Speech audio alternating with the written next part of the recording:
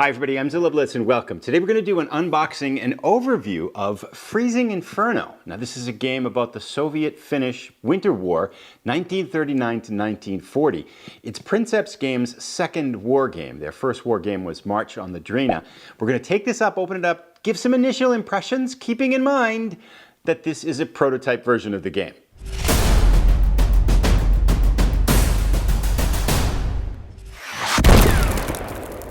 My first general impression of looking at these components and looking at the box and things like that, this has got a very high production value. I love the cover art. I feel like it just draws me right into the conflict. I mean, we've got the snow, the ice, the tanks, got explosions, planes and stuff like that. And again, USSR versus Finland, the Winter War, 1939 and 1940. Big 4-inch box, it's heavy, and we'll see some of the elements inside the box here, I think, that really show some of that emphasis on production value and high design. Again, keeping in mind, this is a prototype, but I think this got so many interesting kind of design decisions here that I really wanted to share this kind of prototype unboxing. And I will come back in a while with a kind of mechanics overview and a gameplay overview that will show how certain things work. But let's take a look at what's inside. So the first thing that we're looking at now here is this is a representation of the map in the game. And this is used at the beginning of the game. Each side does it's a double blind starting setup. So you take out a pen and you jot down where your units are. The USSR player and the Finnish player each have one of these. There's a whole pad of them in here, and you jot down where your starting positions are. Then you share those and set the board up to get the game going. So for a solitaire system, if you're a solitaire player, one of the things out there, this is pretty much the only place I saw where it doesn't really work that well for solitaire. So what I was thinking I would probably do is I would create kind of maybe four different starting setups for each nation, and then if I was playing solitaire, playing both sides, I would just double blind, kind of pick one from each side and use it that way. Maybe one that's balanced, one that's north, central, and south kind of thing like that. So probably create some variations so that you wouldn't quite know what you were doing with that double blind setup there.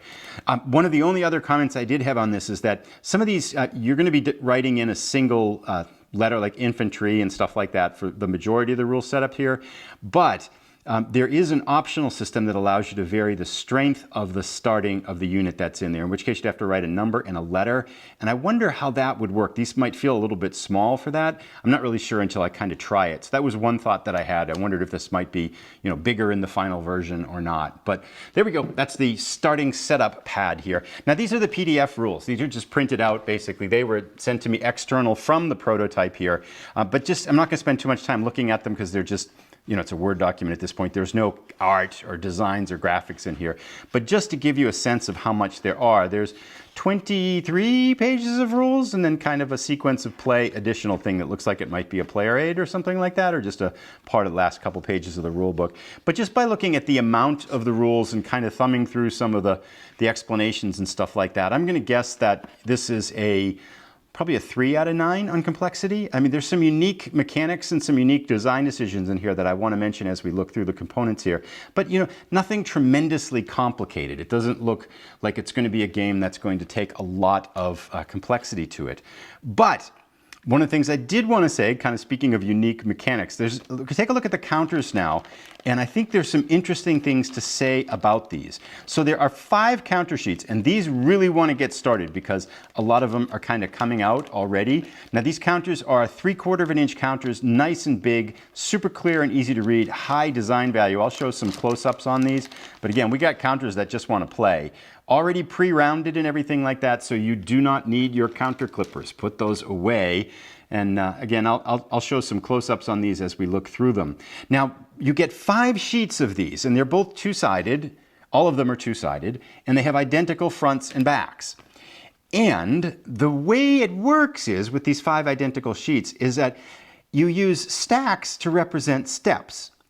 So let me explain. Say, for example, here is, and it works for, I think, infantry, armor, anti-tank, and I think planes and anti-aircraft are different, although I'm not 100% sure on that. So say, for example, we have this infantry counter, and I'll show a close-up. On the top left, you can see, I believe the top left is attack and the top right is defense.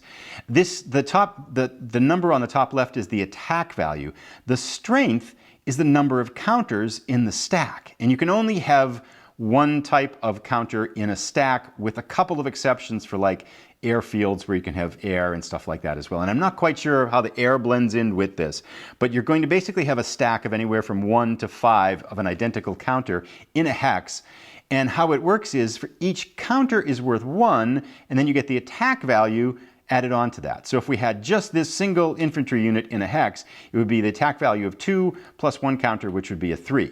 Then if you had 2 infantry units in that hex, it's going to be 4, right? So you've got a strength of 2 plus 2 counters is 4. So when you take step losses, and there's a maximum of 5 that can go into a hex, so you can have anywhere from a strength of 5 and whatever the attack value is into your unit there. And when you suffer losses, you're going to be pulling counters off and putting to the side when you're bringing in reinforcements and rebuilding units, because within the whole game there is a whole production system based on the number of cities that you have. You're going to be adding counters back on. So I confess I've not played with a game that's used that type of system.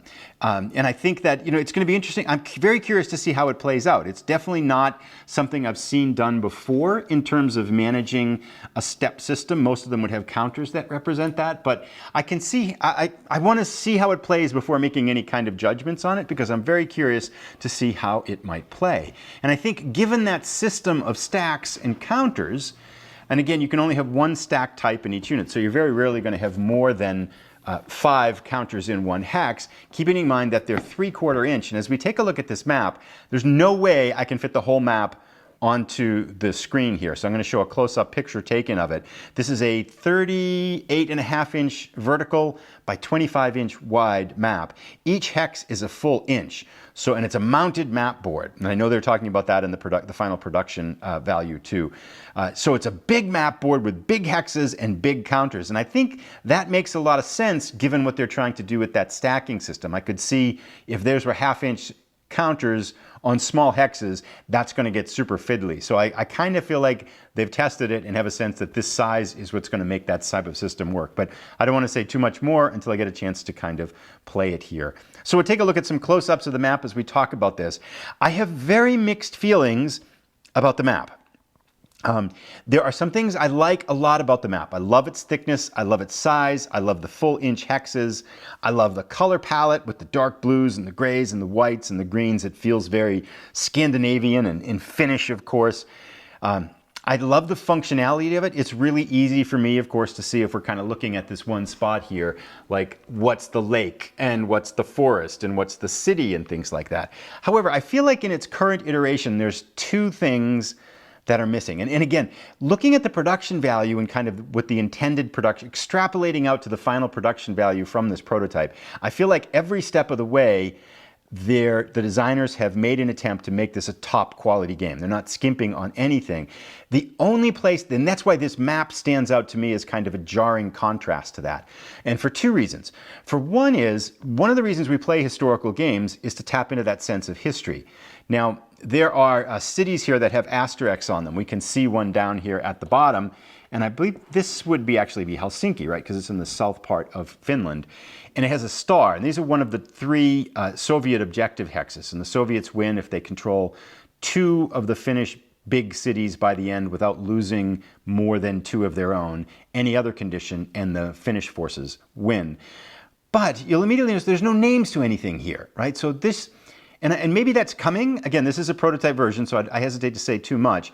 But it'd be really neat to know what these cities are. Bring us into the history, give us the name of the city. We probably know that. But the lakes and some of the areas, and if there's mountains up north, put that geographic, historical layer on top of this game so that you bring us into the history of the conflict. Because right now it feels a little bit kind of fanciful, almost, if you would. You've got no names, like I don't know the name of this city. So it's kind of hard to say much, to really kind of pull into that history of the conflict without that historical layer built into this map. So I think that's one opportunity that I think would help improve this. The second one, and there's really probably, I want to be a nice person, right? I really want to be a nice person, but I'm not sure there is a nice way to say this. I'm not a fan of the artwork and the elements on this map just in general, even if there were a historical layer on top of it, I feel like this feels very much like kind of clip art, just kind of dropped down on a map. And so it feels like it doesn't go together, right? It feels like you got this snow layer, and then there's been forests kind of dumped on it and cities, and they don't connect. They feel like there's these jarring lines between them. And the airfields, I get the airfields have to be big by the way the Air Force is used. So that's kind of, I think, a gameplay decision that they're using to do this so that you have enough airports to land your Air Force in. So I get that. I mean, it's a little bit unrealistic that a city would be 1 and an airfield would be 3, but that's a game design mechanic decision that I'm perfectly fine with. But it feels like they kind of sit apart, like the terrain and the woods and the city are all on like a different layer, and the way the lakes here don't really blend into the side very well. So again, I don't know to what degree this is an intended prototype version and to what degree this is intended as a final version.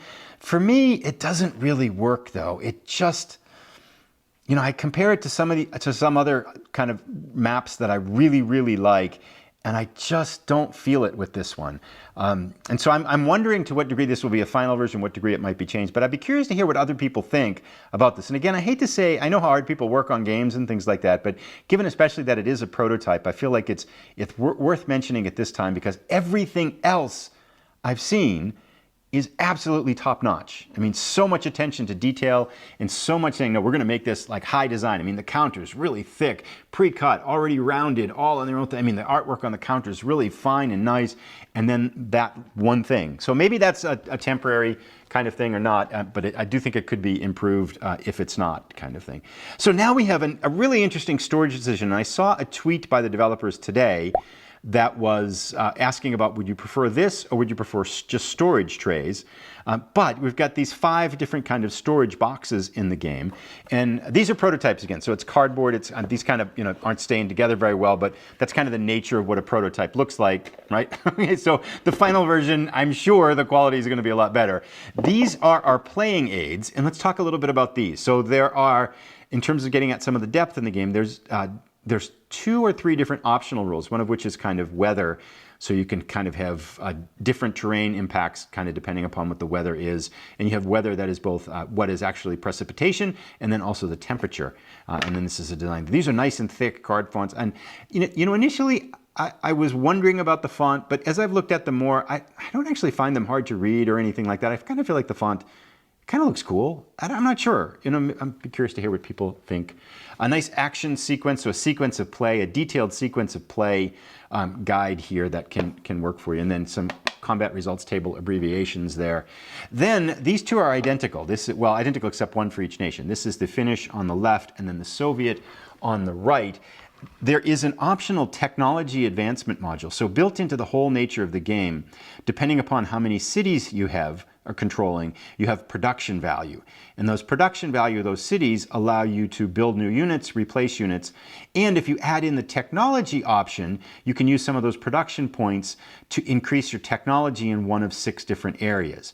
So everybody starts at level 3, and for example, if we take a look at the Finnish ones here, we have a meteorology level. So as your meteorology technology improves, you can actually see ahead of time what the weather is going to be for the next turn. Espionage allows you to re-roll one of your opponent's die rolls. And you get a certain number of times you can use these depending upon the level and when you cash it in, kind of thing like that. Sabotage means that an enemy unit can't act in its next turn. Then you have some more kind of military technology improvements, which are multi-tactics, no enemy zone of control for Finnish infantry, Molotov cocktail, so +1 attack modifier for Finnish infantry when attacking Soviet tanks, and then White Death Sniper, +1 attack modifier for Finnish infantry when attacking Soviet infantry. Likewise, there's a similar set of technology advancements for the Soviets, and then everybody has the meteorology, espionage, and sabotage ones. So really cool kind of system of production level, and as you take enemy cities, you reduce their production value as they take yours, and vice versa. So you've got not only this geographic contest, but you're building in an element of kind of technology of city capture for production values that are going to impact the final outcome too. So you can kind of weaken the industrial capacity of your opponent as you fight through the war here. We've got air-to-ground combat results table, and then ground-to-ground and air-to-air combat results table. One of the interesting things about that, I haven't read the rules to great detail yet, so I'm not 100% sure how it works. but I think it's 1 unit attacks 1 unit at a time because you've got that 5 stack maximum. So it's 1 stack versus 1 stack. I think that's the way it works. And what you do is you compare those two numbers, then look for it up in here. So if you had, for example, an attack value of 4 and the defender was a, say a 6, you're going to look through here and find this 4 to 6 ratio, and this is the column that you use. And then there's step losses and retreat and elimination and things like that too that go into that. So there you have the combat results table. And again, this is a prototype. I'm sure these won't kind of come apart so quickly in the final version. And so then we have 2 boxes here that I think are going to be finally used for Soviet and Finnish pieces, counters, as you got them punched out and stuff like that. There are 5 dice in the game. One of the interesting elements that you have an option to choose one of 3 different dice for your combat results. I might be a little bit off on this, but one of the ideas is to mitigate luck. So instead of using the 8-sided die, you can use 12 or 20. This is a 10-sided die, so maybe you've got 3. I'm not quite sure how it works, but I think the intent is that if you add in a 20-sided die for combat results instead of the 8, you're going to mitigate the luck element of the combat results. So again, I'm not 100% sure on how that works, and I'll explain more as we get to our next video. Then, these are for Finnish units, but, I put in here for now, we have a deck of cards. So there are 8 turns in the whole game, and there are 3 cards for each turn. And these are basically historical events that impact gameplay. So each time you play, you're going to hold different sequence and combination of these different events. Now again, I mentioned when we looked at the map that one of the reasons we play these games is to touch history, right? That's where a lot of people play these games, to touch history. This is really cool because you get a description here of the event that puts the historical context. And again, these 3 are numbered 1, so you're going to get one of these 3 each time you play. You don't know which one it's going to be. You flip that over and you get your historical context and then the impact on the game. So this is the bombing of Helsinki from November 30th to December 10th. Talks about the historical details of that, and then you get an attack modifier +1 for Soviet air units when attacking the city hacks.